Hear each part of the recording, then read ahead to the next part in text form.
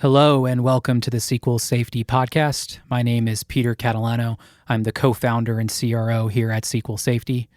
For my first guest, I had a great conversation with Ty Farmer, Senior Director of Corporate Safety at Dycom Industries. I've gotten to know Ty well over the last few years. He's an incredibly intelligent and passionate safety leader. We had a great conversation about Ty's career and the impact of culture as it pertains to safety within an organization. Ty offers his perspective with some success stories, and we discuss a bit about how AI is enhancing the jobs of safety leaders. We conclude with Ty's advice for new safety professionals looking to make an impact on their careers. The conversation that follows reflects the opinions of the individuals only and not the organizations they represent in the present, past, or future.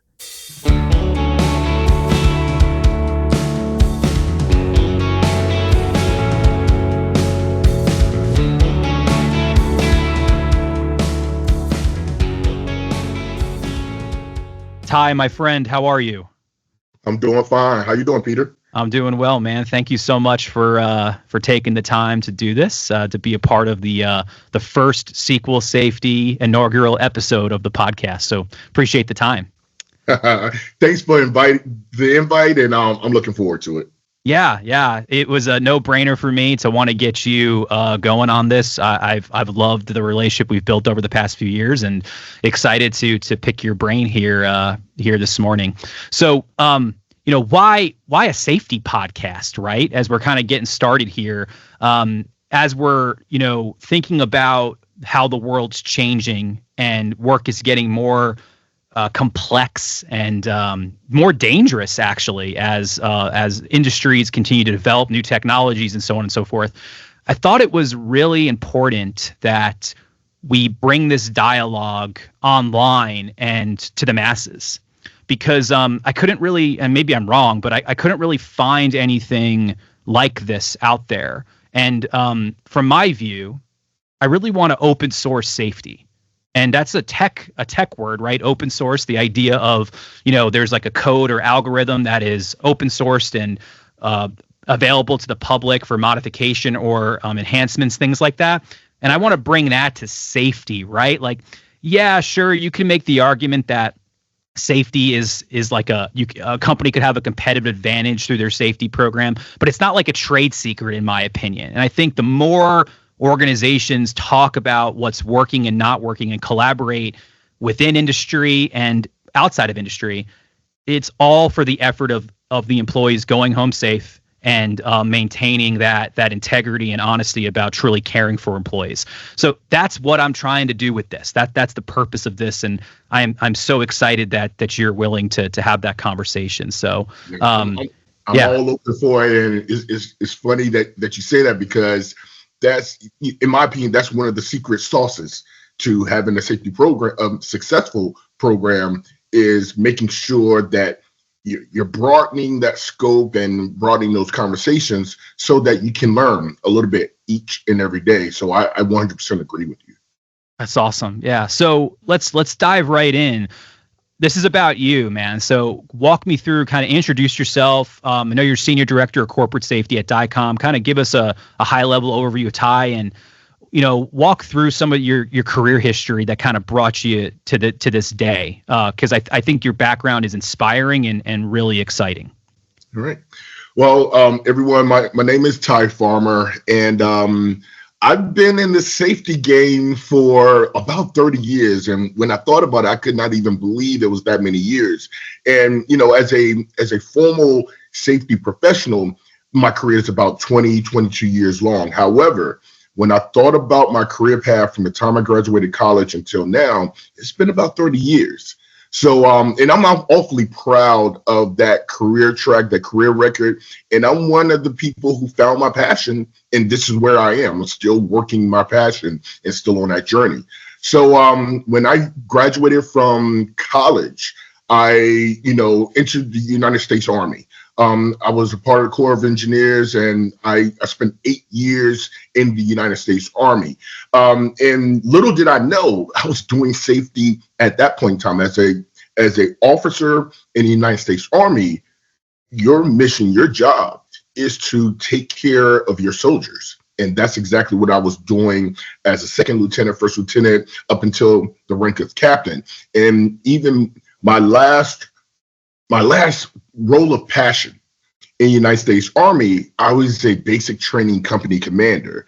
And for those veterans who may be, listening to this, if you're an officer of and in charge of a basic training unit, you have to make sure those soldiers, those kids, come in as kids, but they leave as soldiers, but you have to worry about them like you're their father or their parent on a daily basis. And that's exactly what I was doing, trying to plan my day to make sure all of our soldiers went out safely, came back safely, and that was the start of my safety career.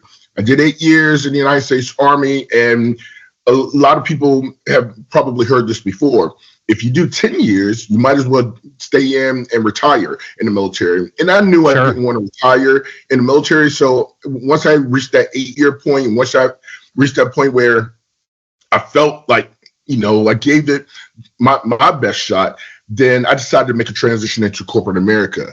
That transition was pretty easy for me. I transitioned into General Electric through their Junior Officer Leadership Program, where General Electric capitalized on those leadership skills that I've developed in the military and transitioned those skills into corporate America. So through that program, it was a rotational program. You do 8 months in one function, then you figure out what you want to do next. You do 8 months in the second function, then you do 8 months in the third function. My first rotation was at IT rotation. And after the first week, I realized IT is not my thing. So I finished the rotation, but I immediately knew I needed to do something else. So I decided to go back to a comfort zone. And I found out more about EHS. And I realized, okay, let me go to EHS and just reground myself, recalibrate before I go into my third rotation. Little did I know I found my passion. I am a people person. I like taking care of people. I like mentoring. I like coaching. And in that EHS role, I figured out that's the core of that role, is building those relationships, personalizing what we do so that everyone develops as a team to reach the mission. And so instead of going into a third rotation, I stayed in the EHS function. I was hired off program into General Electric. Actually, GE had just started an oil and gas business. So I was hired into GE Oil and Gas, where I was thrown into the fire. Immediately, I took on the role of a regional EHS manager for the region of Mexico, United States, and Canada. And so, as you can imagine, a huge region, a lot of people to meet, a lot of things to do, but it was my passion. And I stumbled a little bit at the first, but I knew that this was where I wanted to be, and I kept on excelling and continuing my journey from there. So I had a progressive career at GE, 13 years. After GE Oil and Gas, I went to GE Contractual Services, where that was a global role, where I was the EHS lead for a contract with Chevron and with Exxon. And then after that, I transitioned to a quality operations manager. I wanted to broaden my scope and broaden my experience, so I decided to go into the quality game. And that's when I realized quality and safety are not too much different. And, by taking the best of the quality world and best of the safety world, I broadened myself as a leader, as a subject matter expert, and use those skills to transition into GE Power Service Repair. And that was an organization that was newly developed within GE. When GE went through a downsizing, they discontinued a lot of their service repair shops around the country and around the world, and came up with the concept. Instead of customers sending their parts for maintenance, sending their parts to repair shops for maintenance, we're going to send the people to the customer and repair the parts on the customer site. And so that was another global role. And I started to learn how to understand different cultures, different regions, the value in those various cultures, and how to influence cultures to all follow the same track and the same mission of keeping their people safe. That was my first experience when it came to transforming an organizational culture. Being that it was a new business, we had to build a organization safety culture. And that was my first experience with understanding how to build that culture. At a certain Wow. point in my Yeah. career, that international travel got really old. So I transitioned and said, you know what? Let me do what I love to do, but let me see, can I use my skills to really impact the organization? So I transitioned out of GE and transitioned into a company, into the power service industry, where, transmission distribution, power transmission and power distribution. And I joined a company called Power Grid Engineering. And then that company, grew and changed brands to Qualys Power Services. But with that, the company started out, I was employee 151 with that small company. And my mission was to create a safety program, create a safety culture. Over a 5-year stint, I created the culture, and that company grew from 150 employees to 1,300 employees by the time I left. And so you can imagine, in a 5-year period, growing over 1,000 people, that's a lot of work. But we created a system, we created a strategy, and we were able to create a strong, positive safety culture within Qualys Power Services. At the end of that 5-year stint with Qualys Power Services, I joined Dycom Industries, where I currently reside. And with Dycom, again, it was a mission of Dycom is we're going to grow, we're going to improve, we're going to get better. We need the right leaders who can get us. We've done well this far. We need enough great leaders who can get us into the next chapter in the next phase of this journey. And I was hired into Dycom Industries, and that's what we're doing right now. We are recrafting the safety culture, recrafting the thought process around safety, what safety means, and the positive impact that safety brings to the operation. And we're making tremendous strides in really improving the way of life, improving the quality of life for the employees with Dycom Industries. And for those who don't know, Dycom Industries is a telecom construction company, the largest in the United States. Over 16,000 employees. And, our mantra is, we're the people that connect America. So we're installing fiber throughout all of the U.S., especially in those underserved and rural communities, making sure that everyone has the necessity of, the internet at their fingertips. And so that's what we do. And, when you're walking into the realm of let's say a new industry or industry that's starting to mature, you need the right leaders who can help that industry, who can help that company, who can help that safety culture mature, but mature in the right way. And I'm a part of that effort and leading the effort with all the other leaders to really bring about change, bring about an elevated level of safety, and make our people happy and make our people feel safe. Wow. What an impressive dialogue there. Thank you, Ty. So lots to unpack there. So first and foremost, thank you for your service. That's an incredible story. And, I think one of the themes there that's interesting across when you look at your whole career, safety is more than PPE. And I don't think a lot of people think that way, right? PPE is really the last line of defense when it comes to safety. Your scope as a safety leader is really a total inclusive aspect of safety, but not just the physical element of safety. And I think that's really apparent in the different types of industries you've worked in and the different types of projects that you sort of outlined. But one of the themes that I heard in your kind of intro there was culture. And that's a really fascinating place to reside, because if you don't have the right people and culture, it's really hard to be effective at any type of strategy, in my opinion.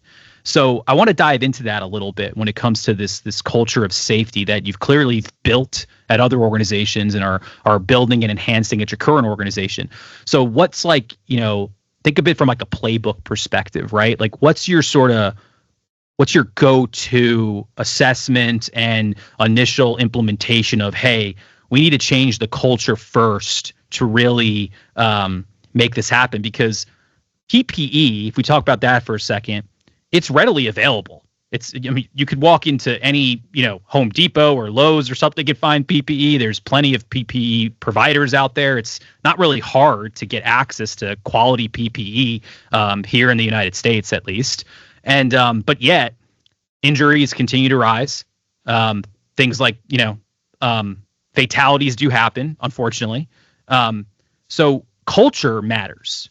Walk me through that. How do you approach culture in an engagement? For me, and this is just the world according to Ty, when it comes to culture, for me, I want people to be happy. That's the goal in life. Just be happy and be safe. But to build that culture where people are happy, and they trust their leaders and they trust the environment and they trust everything that's going on, I always say it takes a village. There is not one person who can walk into an organization and create this culture on their own. One person can be a catalyst, but it takes a lot of dang on people to come together to create that environment where we have that alignment when it comes to the vision and the values and what everyone wants at the end of the day. And so as a safety leader, when it comes to building a journey, when it comes to building a culture, it is a journey. And as a safety leader, you have to come into an organization, or at least I've walked into organizations and did a lot of shaking hands, did a lot of kissing babies, a lot of asking questions to understand what's the current culture of an organization, if there is a culture at all. There could be a whole lot of people working together without even any type of alignment. So from a safety perspective, being curious, being open-minded, and just listening is the first step to creating that culture, understanding where you currently are, and then understanding that it does take a village, and figuring out what are the similarities in all the conversations you're having and all the people that you're talking to. There are some commonalities, and as a leader, you got to figure out those commonalities, and then you also got to figure out those things that contradict each other. But once you identify the commonalities, once you identify the gaps, once you identify if there is any alignment at all, I've always believed that the culture development starts at the top. And that means you got to have those intense conversations with the individuals who lead the organization from the top. And that means you can't just walk in and have these frank conversations.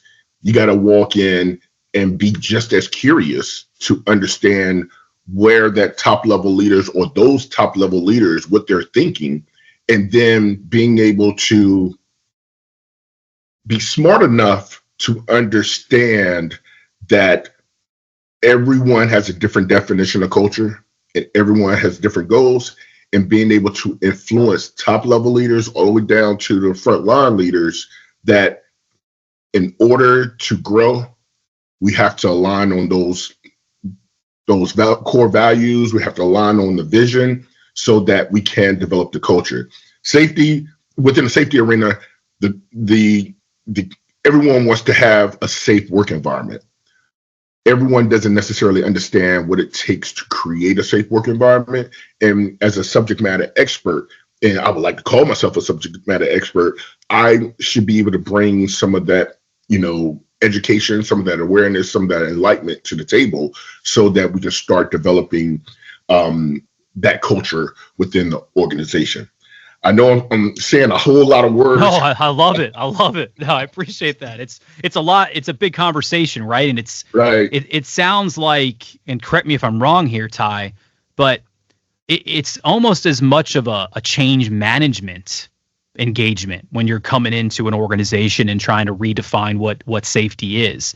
It's about influencing the change in the organization to kind of head to get everyone on common ground to head in the right direction, right? I'm thinking about someone I used to work for a long time ago, and he said something to me that really resonated with me, and the idea was what matters is getting the right people on the bus. If you get the right people on the bus, you could go anywhere.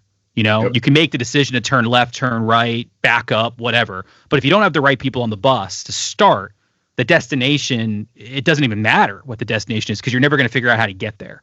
And that's really the power of change management. And that's really hard. We're not talking about something that's really easy to do. Those it made people hear that, oh, change management. Oh, no, human beings are complex. It's hard, and you're in the people business, which makes it even harder, right? You're not dealing with widgets, so to speak. Exactly. And not only am I in the people business, I'm a leader in an organization who doesn't necessarily own the operation. I support the operation. There you go. So Yeah. coming into an organization with my own ideas about what the culture should be and how to develop the culture, understand I'm not signing my name on the paycheck. So, as a leader, as a safety leader, I have to be very aware that my power of influence is my secret weapon or my secret sauce. And I need to be able to develop that power of influence because that's the only way that I'm going to get stuff done, or I'm going to be able to develop that culture is through building the relationships, understanding who are my audience, and then using my power of influence to get my audience to shift or pivot if that is actually needed. That sounds so hard, right? Like it's not an easy task, right? So when we think about some of those challenges and roadblocks, right? This isn't an open-ended question, so we'll keep it kind of focused, but then let's turn it into, think of it as an open-ended question. I'm assuming that you run into these roadblocks. So like when you come to an organization for the first time, are folks excited that you're there? Or is it more like, whoa, who's this Thai guy coming into my operation telling me I got to start wearing gloves or, make sure my safety boots are on? Walk me through, like, what are some of those initial cultural roadblocks and challenges that you face when you're walking into a new environment? I hate to say this, but I've been very fortunate throughout my entire career that I've walked into organizations who truly prioritize safety. But they also realize they're on a journey. They have a ways to go. They have gaps that need to be closed. But I've been very fortunate that I didn't have to educate my executive, partners when it came to the value that safety can bring to the table. However, I did have to work on, just broadening the perspective of what safety can do for an organization. So when we talk about roadblocks, a huge roadblock for a lot of operational leaders, for a lot of safety leaders as well, is not realizing that safety is a leading indicator to operational success.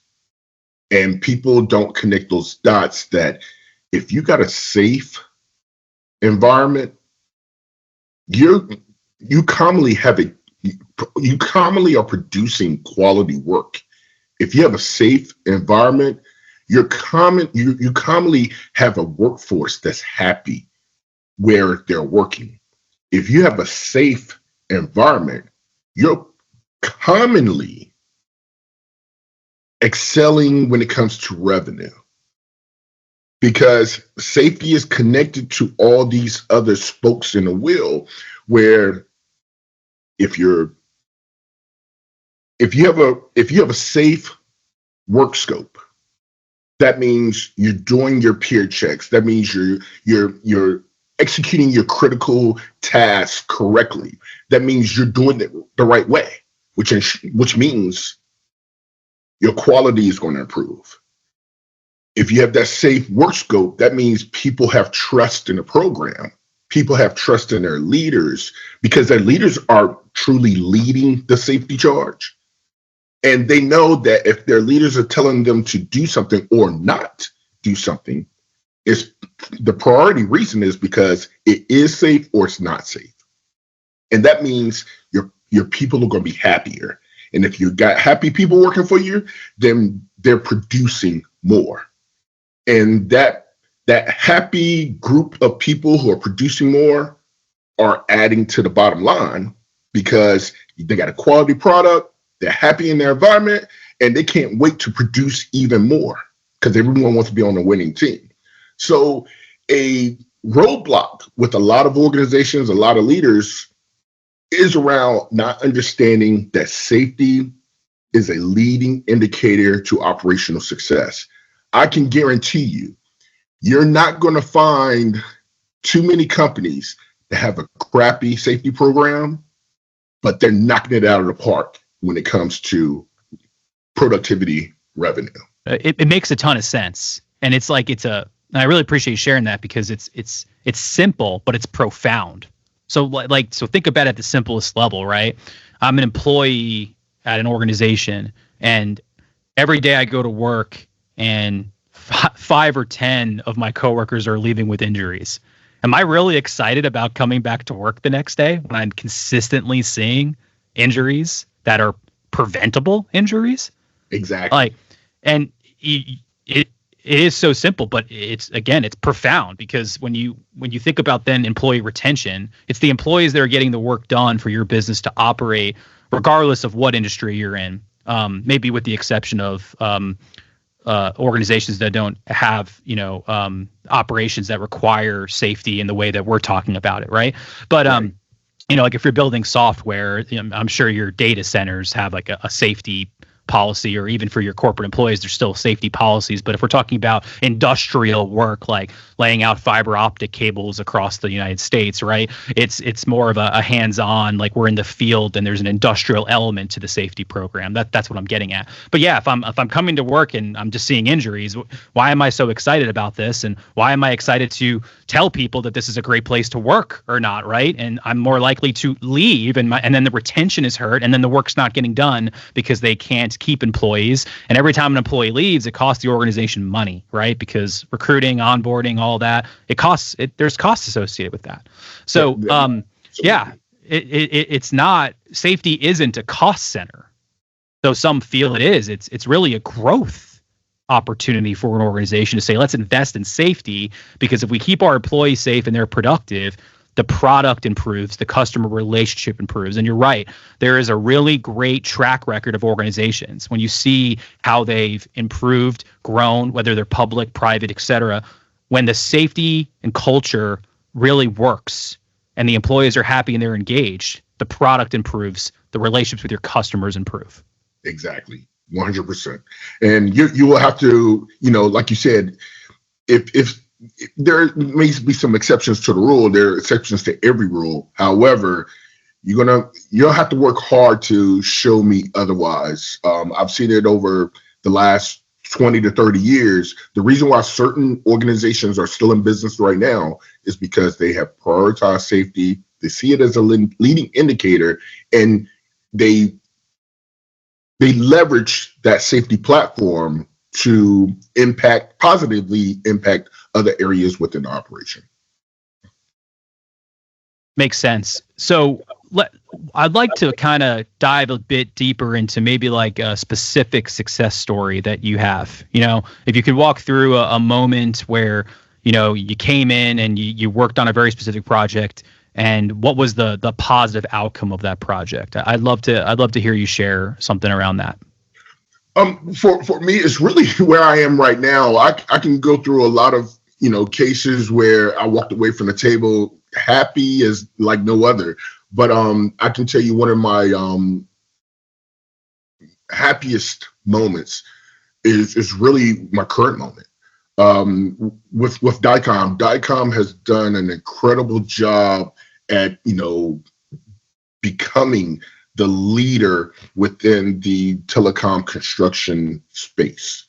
With 16,000 employees, there's something that's going right that got them to this point. And the leadership at Dicom realized if we're going to go further, if we're going to grow even more and do better, we need to make sure that we have our priorities together. So I truly believe that's why I was brought into the organization, to be a part of that change, to be a part of, moving into the next chapter. With that said, what we've been able to do over the last 3 to 5 years is to improve the culture by using our power of influence to get top level leaders on board. As you can imagine, any company, when you start out, you're all about the numbers, you're all about revenue, you're all about making money. But as you mature, you got to understand the secret sauce to, squeezing more out of the organization to make more money. And within Dicom realized that, the safety thing is going to help us get where we got to go. So, for me, walking into an organization, and I say this lightly, it took a lot of great leadership to get where we are. But when it comes to the safety organization, we had some levers and buttons that we hadn't yet pulled and buttons that we hadn't yet pushed. So I came into the organization to help discover those levers that's going to help us take the program a little bit further, and those buttons going to help us take the program a little bit further. And some of those levers and buttons is the community, the case about it takes a village. When you're a enterprise of 38 subsidiaries who have never worked together in the past, how do we get these 38 subsidiaries with 38 different ways of doing things to align on the vision and values, so that we can create a village where we can share best practices, where we can share lessons learned, so no one has to repeat our own lessons learned, and where we can all progress together. If you have 5 people in a group and 5 people have done the exact same task 5 different ways, those are you got an opportunity to reveal best practices. You have an opportunity to reveal failures. And so my greatest moment, and I'm most proud of, is taking this enterprise of 16,000 employees, 38 subsidiaries, 650 different offices, 150 safety professionals, and over 11,000 vehicles, bringing all this together with the understanding that we are a community that's powerful. And if we establish the right communication rhythm, establish the right level of camaraderie, then we have many, many, many more moments to talk about best practices, to talk about lessons learned. And we don't have to recreate the wheel, because the wheel is already there. We just need everyone to discover how strong the wheel is. So I will always say, where I currently am in my life and my career journey, I'm most proud of, because, and we've all gone through this. You progress through your career, you go to bigger, larger organizations, and then you start questioning yourself. Ooh, can I do this? And, I've proven to myself that I can do it.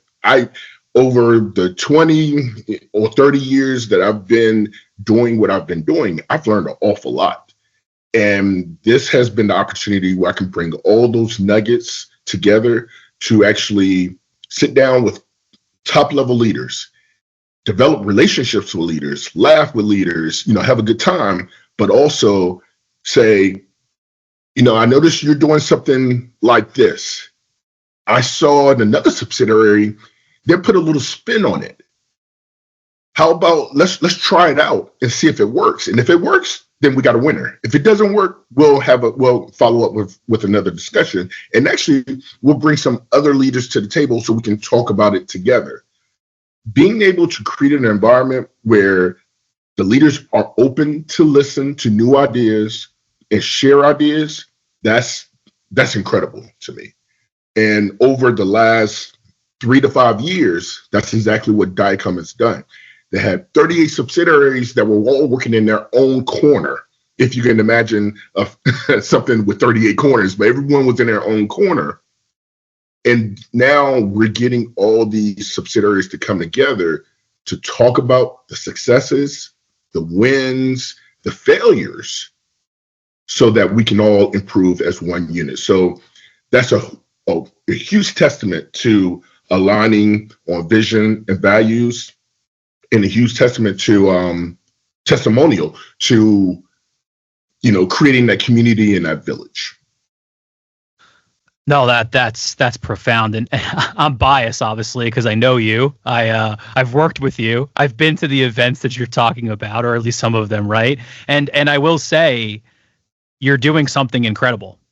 And I think one of the key themes here in your leadership that I'm hearing and what I've seen is you're open to considering a different strategy, even if it's not your own. And actually, you're more than open. You welcome it. This idea of like test and summarize, right? If there's an idea you're really excited about, and it makes sense. It's logical.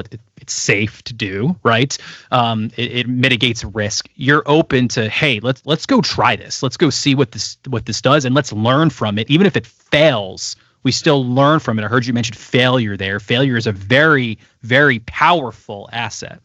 And then you can bring it to other subsidiaries. You could bring it to other organizations. You could bring it to people. It's very much like, hey, this worked for this group of folks. Why wouldn't it work for these groups of folks? And I love that about you. And I know you won't ever lose that. And I think that's a very inspiring thing. And your leadership there is profound, Ty, because it's you're not scared to kind of try something different. And what you're doing with those events are incredible, and I'm excited to see where you continue to go, because while you've had a very long-lasting and powerful career, you're just getting started, and that's excited. Like on this journey that you're on today, it's still the beginning chapters, and I can't wait as a fan to kind of see where you go in chapter 3, 4, 5, and 6. So, one thing I want to point out, and as you're speaking, it came to me. Something I've said more than once, and I think I'm gonna get a T-shirt and put it on a T-shirt. I love it. It's almost like, show me why it can't work. I just mentioned we have 38 subsidiaries. In my eye, safety is safety is safety is safety. No matter where you go, whether it's oil and gas, aerospace, you name it, safety is safety. And if we have some best practices out there that that are relevant, that apply to the operation. And if one subsidiary is doing it, you got to show me why you cannot do it. If you already know somebody else is doing it, again, you got to make sure it's relevant, make sure it's applicable. But I'm speaking in terms of my enterprise. If I got 30 subsidiaries and one is doing it and it's working, and people can't stop, talking about it, another subsidiary who's not doing it, you better prove to me why you cannot do it. Don't prove to me why it's working on the other place and it won't work here. Prove to me why you cannot do it. So being open to new strategies, being open to new ideas is absolutely critical, because, we all know this, they say you can't teach an old dog new tricks. I've seen many cases where an old dog has learned new tricks, and we need to really embrace that and keep that open mind so we can all progress. No, it makes a ton of sense, Ty. And so, and again, it sums up this conversation around culture, and that's part of your culture. I think that line of logic, the way you think, the way you encourage folks and ask those provocative questions, right?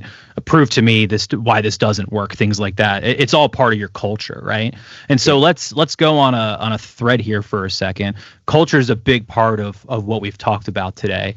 There's another word that I want to integrate with culture. that seems to be the, I wouldn't say the word of the day or the month. It's the word of the year or years, and it's not going anywhere. And that's artificial intelligence, right? This Yeah. new buzzword, AI. It's all about AI. Well, AI has been around a long time. It's not new, but it's definitely becoming more and more prominent in everyday life, and it's not going anywhere. It's pretty crazy the things that are happening with AI, and the roadmaps that organizations are laying out about what AI can do for society. So when we think about culture and safety, how do you think AI will impact safety process, culture, as more of our society embraces technology, specifically AI, and kind of moves to this automated world where AI is doing a lot of things that maybe humans once did or have considered doing? From my perspective, AI is going to help us connect the dots a lot quicker. And I sat in a leadership meeting last week where our CEO and COO both mentioned, if you're not tuning into AI, if you're not playing around with it right now, you're already behind the power curve. So in relation to safety, I say AI is, safety at your fingertips. In relation to safety, I say AI is cliff notes to safety. I also say, if you remember in college where you say, safety for dummies or whatever for dummies, I think AI is safety for dummies. And then, like I said, it's going to help us connect the dots. Safety is safety, no matter what industry, no matter where you go, no matter what culture. Everyone wants people to go home with all their fingers, all their toes, and all their mental stability. So we're not recreating the wheel on this thing. We're just, learning new best practices and learning, and embracing those lessons learned. So with AI now as a viable tool, we should be able to ask a simple question. And yeah, you're not going to receive the perfect answer every time, but by asking the question, that means you don't know. So you're at least have, let's call it 50% of the 50% solution, just like that. And as a safety professional, to where I want to use AI, if we have an incident, let's say, we have I would say as simple as someone slipping on ice walking across the parking lot. I would love to capture all the details about that specific incident. And as soon as I hit submit, the system is saying this incident happened 5 other times, and these were the corrective actions associated to the past cases. So I don't have to recreate the wheel and create new corrective actions. Let me see what has already been done. Let me see, are they relevant to me? Can I try these solutions? And if not, then by me creating a new solution or more innovative solution, I'm adding to the system and I'm contributing to this system. So AI is going to help all of us. But I'll say it like this, the good part, and I kind of smile when I say this, AI cannot substitute the personal interactions, the process of personalizing safety. AI can give us the data that our people can use to create that culture, but AI will not be able to do everything that needs to be done to create a culture. But I'm looking forward to the advancements. I'm encouraging my team right now, even when it comes down to writing emails, send that message through, ChatGPT or some other source before you send it out, because a solution is out there. And if you're not using that solution, you're wrong. That's just my take on it. No, you're right, and I appreciate your perspective a ton, because it's about, specifically for safety and that industry, or whatever you want to call it.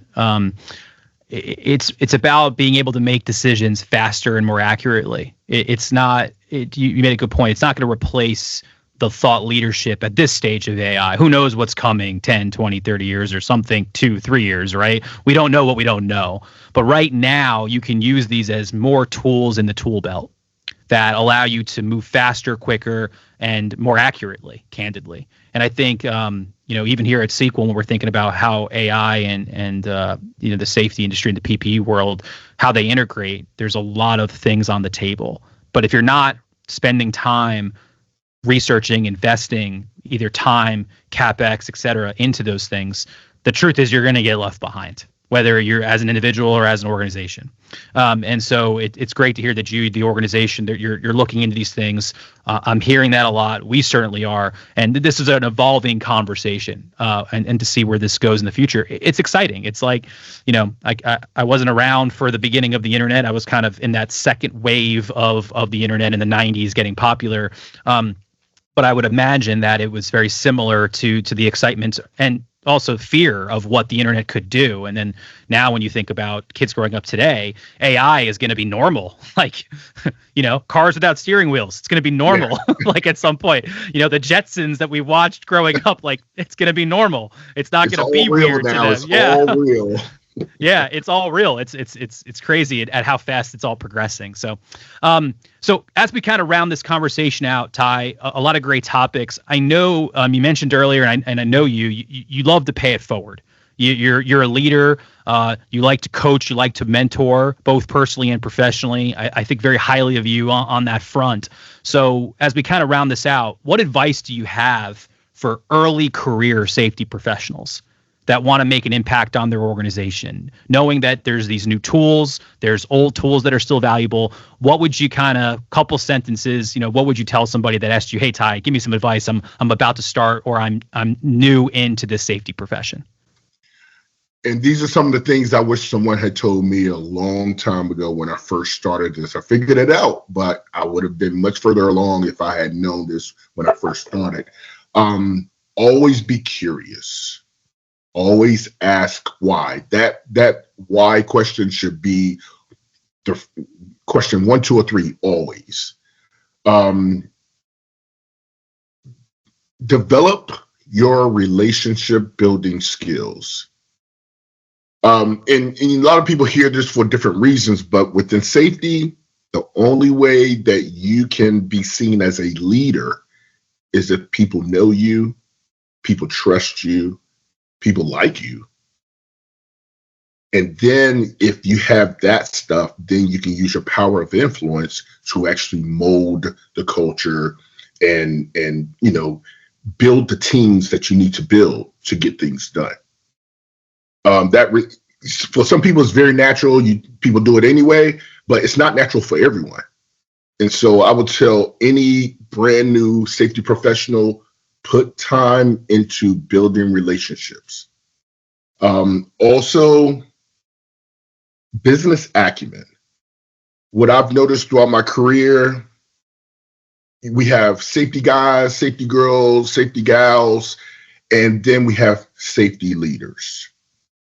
I encourage all my people to see yourself as a safety leader.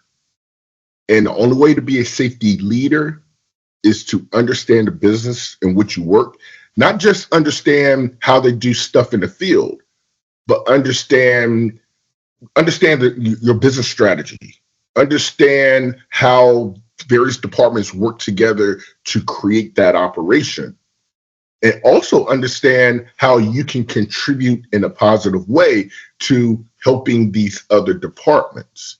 I'm not saying you got to, switch hats and totally move to HR, quality of finance, but when building those relationships, build those relationships with your counterparts in these other departments. When you hear them talking about an issue, and if you have a suggestion, offer that suggestion.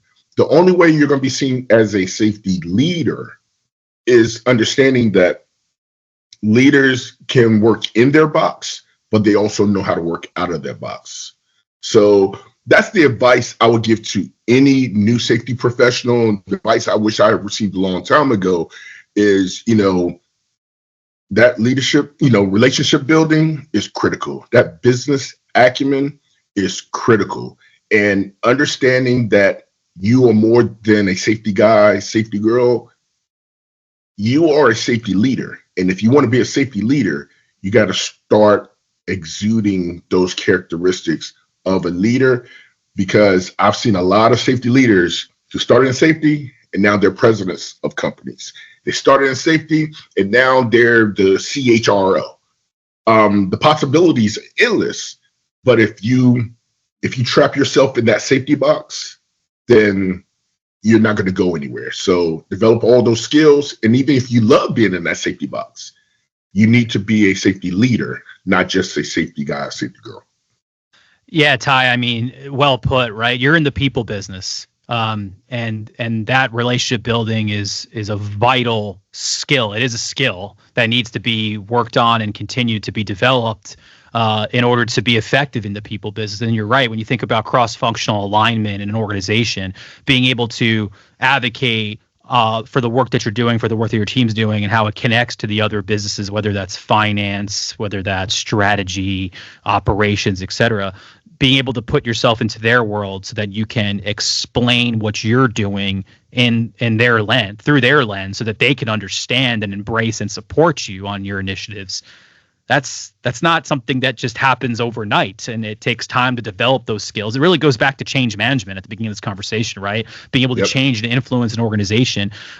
You're selling, Ty. You're an internal seller. You have to sell the program. You got to sell the work, the value of what you're doing. Sometimes it's easy, and sometimes it's hard. But that's a very inspiring place for us to close this conversation. So thank you for the time. Thank you for the conversation. This was great. I'm jazzed up about everything that you're doing in your career, and I think very highly of you as a person and as a safety professional. So thanks for what you do, for keeping folks safe, for humanity, and don't stop. Keep going. You're just getting started, man. So thank you for the time, and I appreciate your thought leadership. Peter, I appreciate your partnership over the years, your friendship over the years, and I'm looking forward to the great things that are going to come from your direction. So again, thanks for the invite, and if you need me for anything, I'm a phone call away. Thanks, Ty. Appreciate the time, buddy. Thank you. All right, stay safe.